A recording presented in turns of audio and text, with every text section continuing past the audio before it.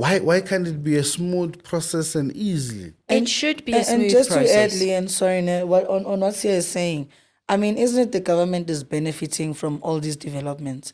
But yet Absolutely. again, the delays also comes from Because we are adding infrastructure that is private money. We are upgrading the old municipality line that is private money. So, very simply, full title means you've bought a piece of land, okay, and you get a title deed for that piece of land, and then you build your house. So you have the full title right to that piece of land. And if you do that in a development, we call that a cluster development, and it's managed by a homeowners association, okay, which also has its own rules and regulations. What is a homeowners association? Homeowners association is the governing body.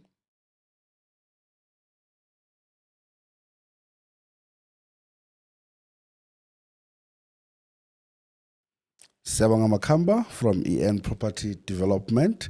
This is your property talk show brought to you by Ekasi Noble Properties. On my side, I have here Sispasi, and then today we have a special guest. It's Leanne. Leanne, how are you? I'm well, and you? Thank Are you you. well? Good. Hello, Leanne. How are you? Hello, everybody. My name is Mapeseka from Ekasi Noble Properties. We welcome you today onto today's episode. Like Sia said, we talk everything property. How are you, Leanne? I'm good, thank you, and thank you for welcoming me to your property talk show. Thank you, Lee. Many reasons why we have you here is because of your experience in the property field, and we just want to educate more. But firstly, who is Lee? What does Lee specialize on? Because that's what we are more interested on. Okay, so Lee has been in property development for 24 years. Yes. Property is a passion. I say that to everybody. Some of us are 24 years in this room. I'm joking. That's true, eh? No, property is an absolute passion for me. I love property development. I trained as a real estate agent in the very early 90s.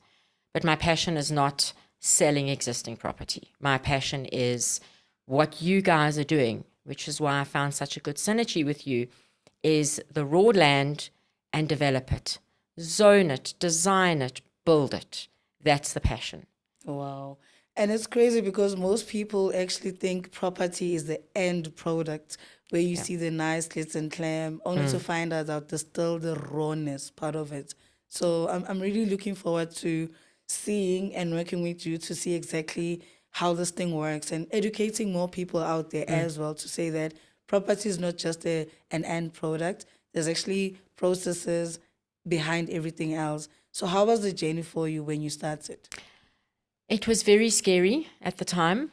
Okay. I had to fill in at a development under very short notice, and I knew nothing. Wow. Absolutely nothing. But I had a very good mentor who taught me everything I needed to know. And from there, I just grew with the company. And if you just sit and listen and you pay attention and you're willing to learn from the experts in the property field, knowledge becomes power. Absolutely. Absolute power. Because I think we also learn every day. There's new things that we learn. Correct. Eh? No, that's interesting. That is greatly. Because as Pastor was saying that most of us, when you speak about the property career, you are talking about being in real estate agents, and that ends there.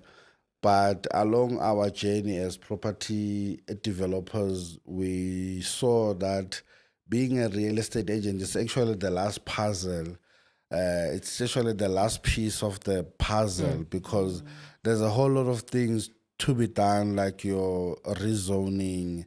Once rezoning is done, you need to comply and register to all major banks, and they need to approve before one can now say, okay, look, now we are ready to go on the market.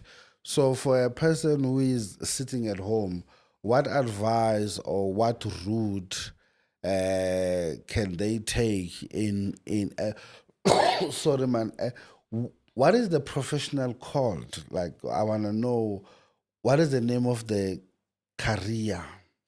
So they call us property professionals. In the old days, I'm going to say the old days, when I registered, we were real estate agents. And they do still call them real estate agents.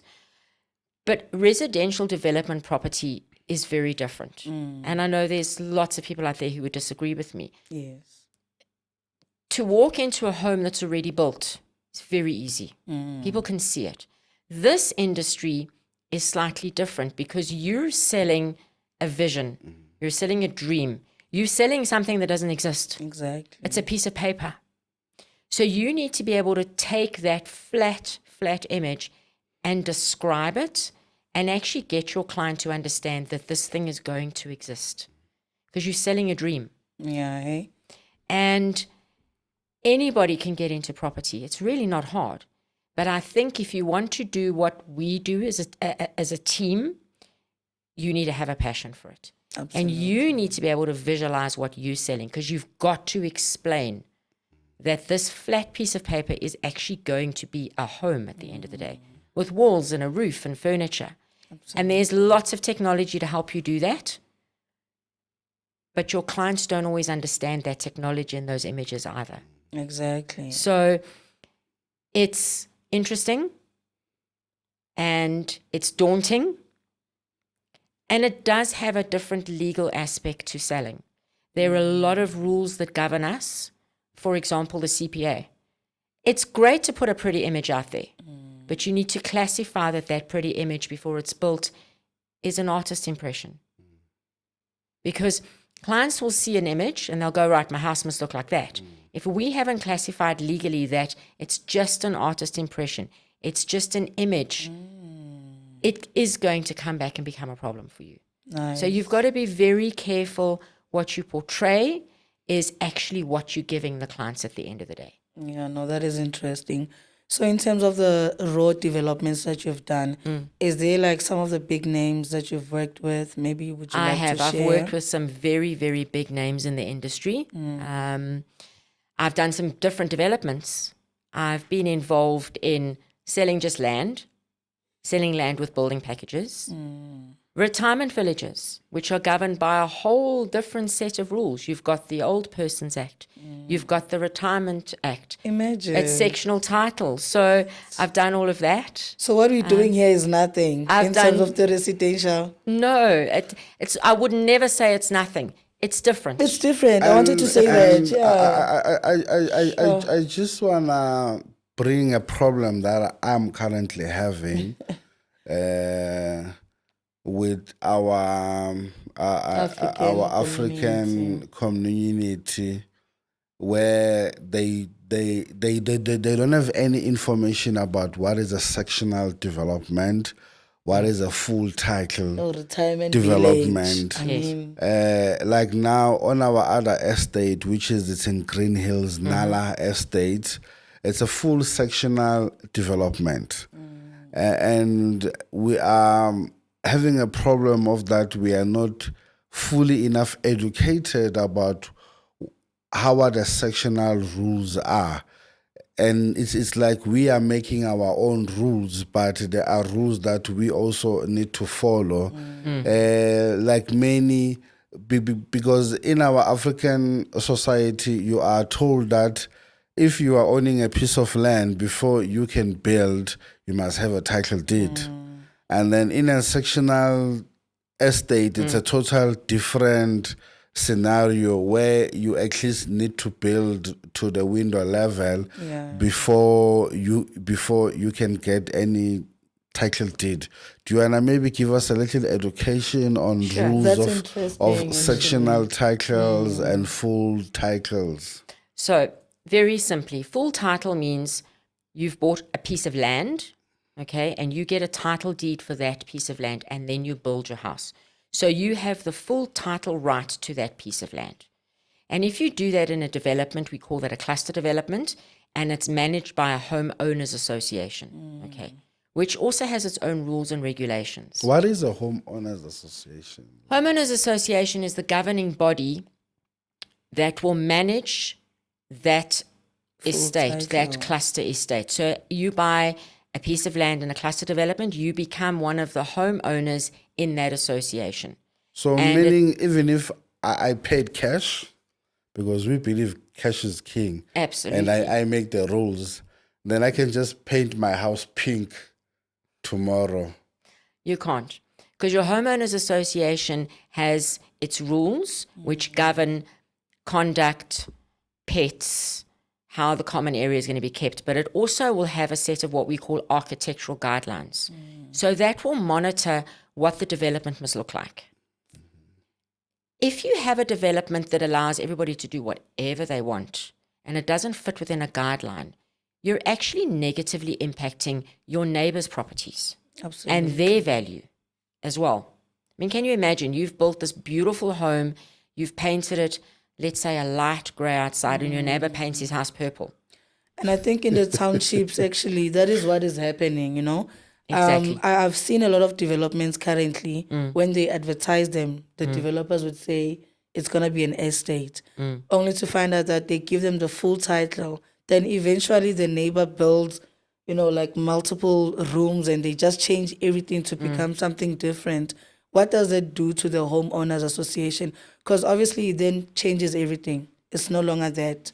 Absolutely. But you happens see, the there? thing is, if the homeowners association is not established correctly and the guidelines are not in place, people are going to do what they want. Sure. And everybody says, it's mine. I bought this piece of land.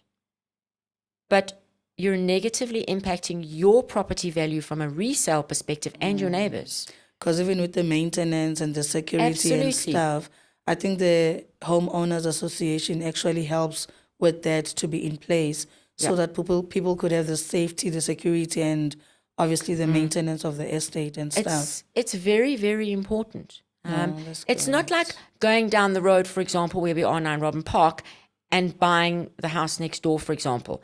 That's a full title freehold property. It's not in an estate. You can do what you want. Estate living is not for everybody because there's rules and regulations. That's true. But it gives you a sense of security, and it also helps you with certain maintenance elements. So there's benefits and there's drawbacks. No, that is great. I think you were still explaining the difference between the full title and the sectional titles. So sectional title basically means, let's say you've bought into a development where there are going to be 25 homes. Yes. Okay. Those 25 homes are all built on a portion of land. Oh. You only own the section that has been constructed. So your house is built on a piece of land which is classified as common area.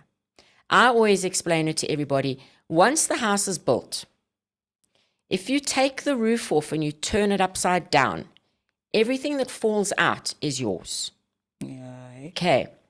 And you own a section which goes halfway through the wall, halfway through the floor, and halfway through the ceiling. Nothing on the ground. Nothing on the ground. Wow. Everything else is owned by the body corporate that also owns the common area. The body corporate is responsible for all the exterior maintenance. Nice, eh? It's responsible in the levies to get building insurance. So you're responsible for what you carry in through the front door. The body corporate's responsible to insure the structure.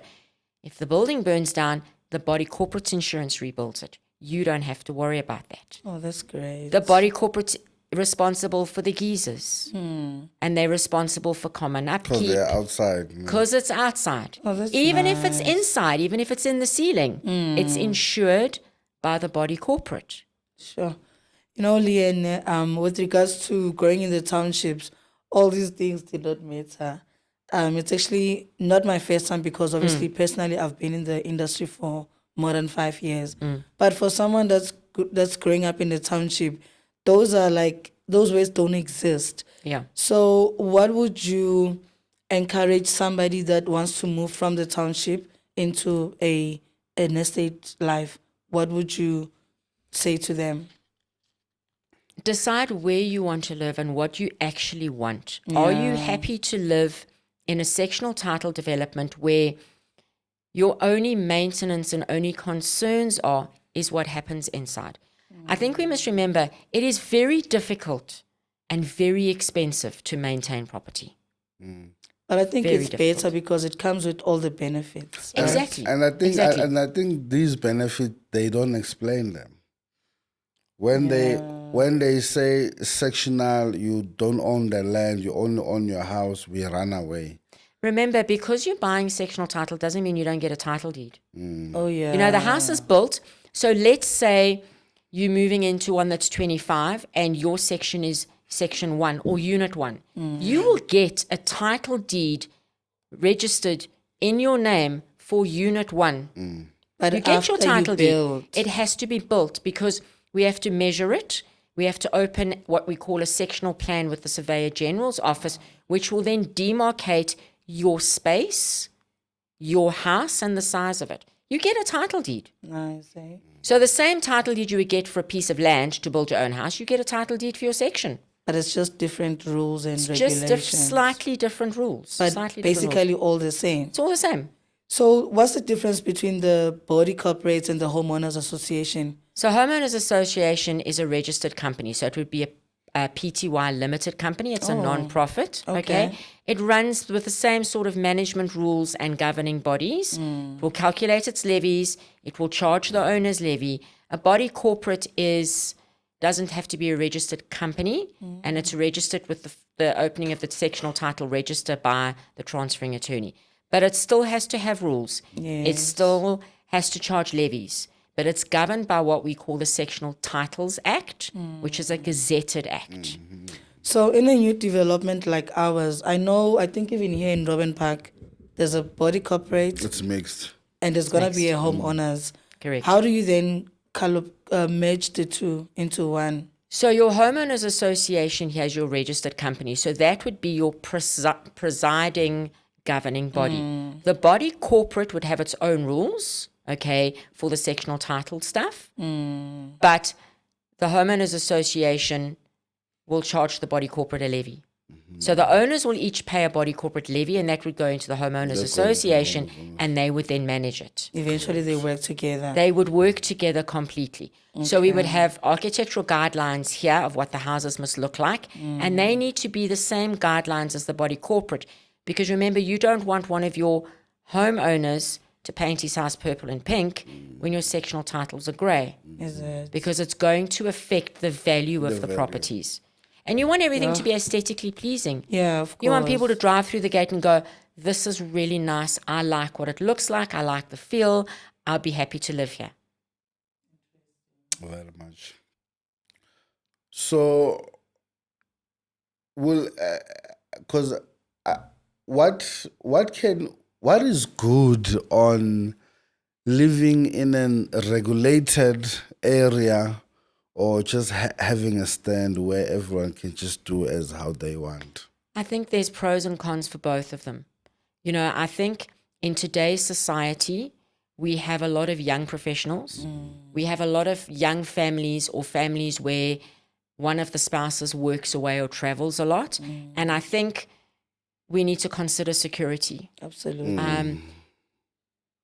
And security in a freestanding home is difficult. Where in an estate you have security. You also have neighbors. You're building a community. If you live on your own in your own home, you may never know your neighbors. That's true. If you live in an estate, whether it's an HOA estate or a body corporate estate, you're building a sense of community. People know each other. People look out for each other. And it just gives you a sense of, I like to call it a sense of family. I think that is great because I think with regards to these meetings, what are they all about? I don't know what they call it, general meetings, something. From the townships, we've never had those.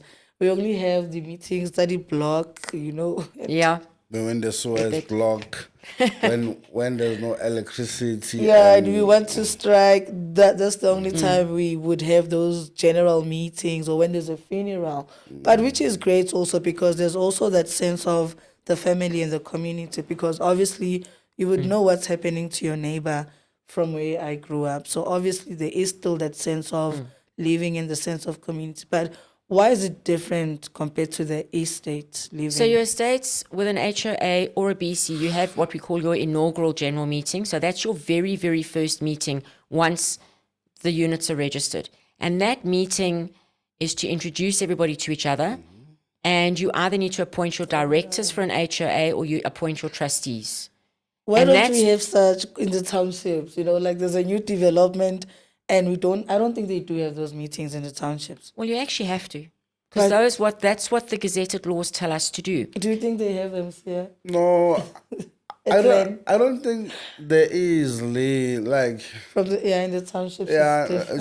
so I think us doing more education it's very quite important. Because trust me, if we can say people that they must comment who fully knows how does the sectional title work and what is the homeowners association. People would be blank. We are definitely gonna be blank. We are definitely going to fail. But now that is why the townships are not developing. It is not that they cannot be developed, but there are no rules in places. I mean, there is a house somewhere in Soweto. It's a double story. It's beautiful. Has been on sale for the past 5 years because the next door neighbor's just a shack. So the value is already out. And then also the second problem of that house, we on our last episode we were speaking with AV from Civil. People not doing the structural engineers as design all the structure. processes, They don't follow It's the whole process. And then when now you want to sell, the bank says, no, I don't recognize this house. And another big problem is that they don't pay electricity, they don't pay water, they don't pay security, they don't pay maintenance. So maybe that's why it's just a whole lot of. But I guess as a person growing up from there, you get used to that. And I'm just happy with Ekasi Noble Properties, what they're doing, because we're educating people and we're actually teaching them to understand the estate living. Because as someone who grew up in the township, when I go to, stay in an estate and I'm used to not paying water and electricity, it becomes a problem because now the bill will be up. So what happens, Vele, when that happens?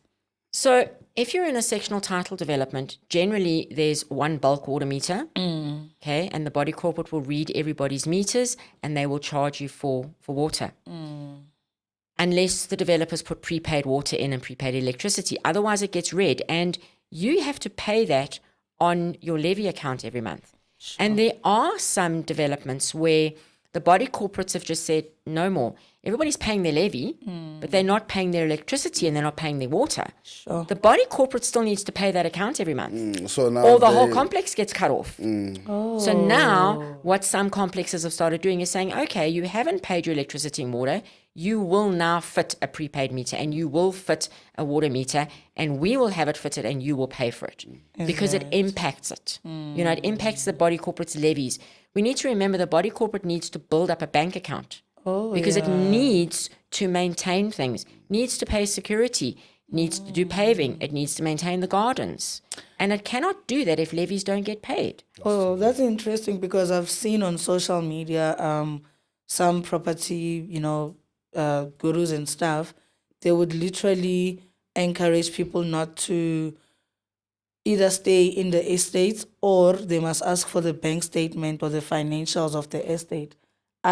Before got into property, I didn't know that. But now it makes sense that you're explaining it. But maybe give us more clarity on why is that if important. You're going to buy into an existing homeowners association or a sectional title, there is absolutely nothing wrong with saying to the agent, please can I see the latest financials? Okay. Please can I see the latest minutes? Because by those you'll be able to see, has this estate been run correctly? Is there money in the bank account? Does the body corporate have its 5-year maintenance plan?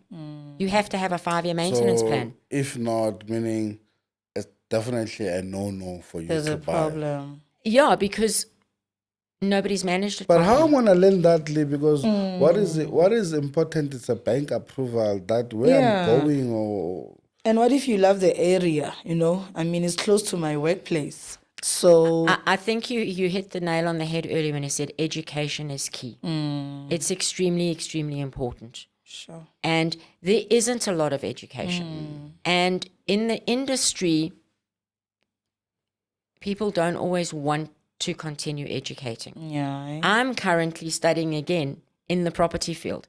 I've done qualifications, but I decided let's do another one because there's so much stuff still to learn. after this 24 years experience, I'm still wanting to still learn. adding and wanting Absolutely. to learn. I make sure when changes to the Sectional Titles Act come out that I get them, that I read them, that I understand them, because it's important because things change. You Yeah, must not stuck now to be the there's- old law. Exactly. Like now there's PPRA, there's a lot of Exactly. things that have changed and And the PPRA keeps changing codes of conduct. It's important to stay abreast of it. You know, people think, oh, I've done this for 5 years, there's nothing new to learn.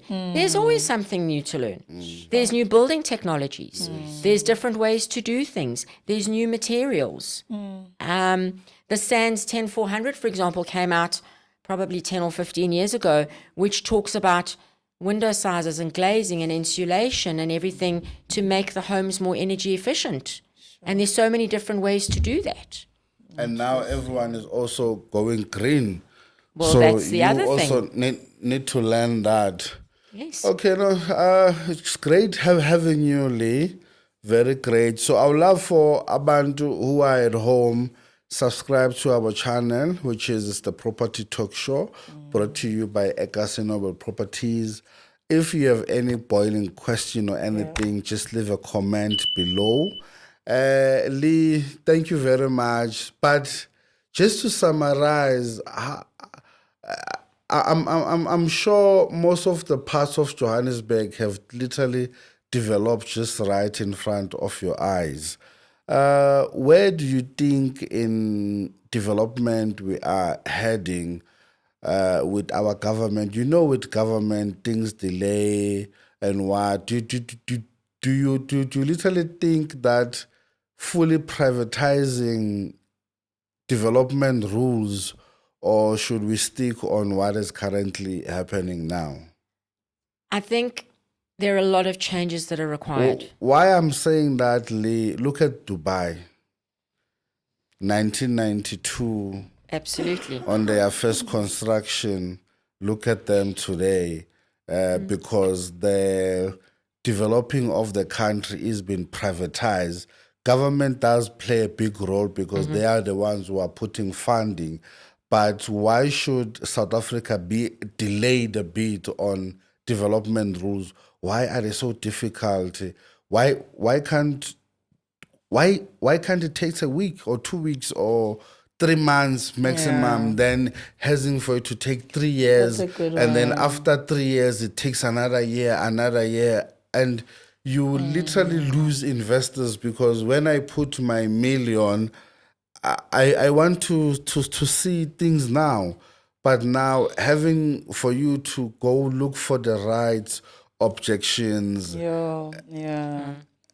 why can't it be a smooth process and easily? It should be a smooth And just process. to add, Leanne, sorry, on what Sia is saying, I mean, isn't it the government is benefiting from all these developments? But yet Absolutely. again, the delays also comes from Because we are adding infrastructure, that is private money. We are upgrading the old municipality line, that is private money. And then if we are building an estate with 100 homes, those 100 homes, they need to go register at the municipality. That is more money for them. And then the biggest question is that why delay such progress and growth for South Africa? Yeah. I mean, at least residential is not that bad. Just imagine a mall. It's a very good question, and I think it's a question that bothers all the developers. Yeah. Everything takes too long, and there's actually in my mind, no reason for it, because the council has its rules. It's done its spatial planning for the development. We know what the rules are. We know what they're going to allow in this area or in that area. there's actually no reason for the delays. But things are very difficult, and I'm not sure, and I've been in some of the council buildings, I've walked the floors, I've climbed the stairs, trying to get approvals that literally shouldn't take longer than a week or two. Building plan approval, for example, should be a quick process. We all know what we must submit. We know what the documents are. We know what the fees are. The whole rule. We follow the rules, Exactly. everything. Exactly. You go there with your pack, you pay it, it should come out quickly. So I'm not sure where the red tape is, but the delays, in my opinion, are unnecessary. And I'm not sure whether it's because developers don't want to get involved with what the processes are because they've got their own struggles, or whether there's resistance to bringing private individuals in to help smooth up the processes. I think things are about to change, though. I read yesterday that Helen Zeal is gonna be the mayor of City of Johannesburg. Yeah. I Is that the believe so. truth? I heard that on the news this morning. So let's see Yeah, where so that I think goes. it's great, and I think it's dividing the nation. I don't want to get into politics, but I'm just thinking that maybe there might be a lot of changes. But obviously, some people think that no. But anyway, it's just one of those things. But just to answer Sia, maybe some departments or municipalities will move because obviously there's other people, new people that have done these things for years, and maybe there's gonna be change. I think our government needs to give the young blood a chance. Yes, and the young blood that has different ideas and that is a little bit more innovative. Yes, on planning. Well, Helen Zeal is 74 years old. Yeah, also that is wrong because now I see. no, what I'm just trying to say Nyamsukela. is that let us give these new minds a chance. Yeah, it could be possible. We literally know we have to be guided by the old rules, but just try to squeeze in the new, fresh minds so that they can move quickly, and also to keep the old experience, especially on the rezoning part of side. I think if our government can focus more on those departments, on how to implement them, how to hire more young youth so that the elderly can teach the new youth this is how they should run the offices. If maybe our government can focus more on the development side of it, because it is not that we go look for funding to them, but all we want is to get those rights in time, so that we can bring the funding from outside and develop South Africa. I mean, if you are building an estate with 1,000 units, how many jobs there? Yeah. And the issue of accommodation, you are actually making it easier because also Tina, as the Ekasi Development Group, what we wanted is to give something affordable at a very good rate. So Lee, before I let you go, you have joined the Ekasi Noble Group. How has been your experience, and what does the future looks like before I let you go? And then at home, make sure you subscribe, you comment, you tell us what you want to hear from us. But we are talking property. We are talking property. We are talking generational wealth. I mean, this is not the podcast where we are all going to be laughing and saying, yeah, but this is a podcast where we're going to be taking our book and the paper and writing down notes, because the main thing here is to give education. I mean, here, to me, it's free consultations, because if you want to meet these people in your private capacity, you need to pay a lot of money. So with you watching here and making sure you subscribe, you share, you comment, it actually gives us motivation with what we are doing, meaning it is correctly. How has it been your journey, Lee? Just imagine us, we don't have understanding. There is a Zulu saying that says, we are like Thomas, we believe on what we see. If the orange is here, we wanna see it now. They don't believe in So more now you developments, yeah. having to sell me a paper, a dream. It's a problem. How has been your journey so far? My journey with Ekasi in the last couple of months has been very exciting. I love your vision. I love what you're trying to achieve with the communities and to make housing affordable. Housing is expensive. It's very, very expensive. And to be able to do what you're doing is fantastic. I was at your 5-year celebration earlier in the year. Yes. And I think I said to you then, here's to another 5 years and another 5 years thereafter and thereafter. Because I think the concept that you've got is really clever. Yes, it's not what everybody else does, and it's coming with its challenges. But there isn't a challenge that we cannot overcome. Absolutely. We just need to understand it's going to be a little harder. But everything in life that's hard is worth doing. Yes. Yeah, but you know what I love about us is the commercialized part of it. Because like you're saying, the previous 5 years, yes, we were more focused on achieving all these difficult, but now that we know better and now that we are within, literally, obviously now we're selling full packages. We're selling complete houses. About Thomas, now they can see what we are doing, Yes. which is great. So I love the fact that we grew also into this. And I think also it's our passion to, build something from scratch so that it could be the end final product. So thank you so much, Lee. You're welcome. Just before we go, how many units were the highest that you've developed in your past experience? Oh, my goodness.